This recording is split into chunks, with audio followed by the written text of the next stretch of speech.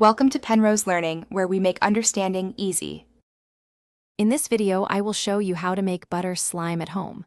First, let's gather our simple ingredients. You'll need 1/2 cup of white glue, 1/4 cup of water, and 1/2 teaspoon of baking soda. Don't forget 1 tablespoon of contact lens solution and 1/4 cup of soft clay. For extra fun, consider adding food coloring and a few drops of lotion for a super stretchy texture. Now, let's create the basic slime foundation.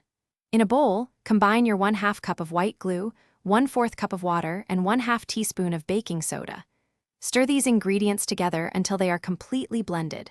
Next, slowly add 1 tablespoon of contact lens solution, mixing continuously. You'll notice the mixture starting to thicken and pull away from the sides of the bowl, forming your initial slime. This is where the magic happens to get that signature butter texture.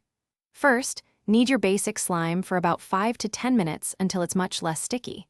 Then, flatten the slime into a disc shape. Take your 1/4 cup of soft clay and place it in the center. Now, fold the slime over the clay and begin to knead vigorously until the clay is fully incorporated and the slime is wonderfully smooth and spreadable. Your amazing butter slime is almost ready. If you want to add some vibrant color, now is the time to mix in a few drops of food coloring, kneading until it's evenly distributed. For an even softer, more pliable, and extra stretchy feel, you can knead in a few drops of lotion. Remember to store your finished butter slime in an airtight container to maintain its perfect consistency for many weeks of fun. Thanks for watching. If this was helpful, leave a like and consider subscribing. See you next time.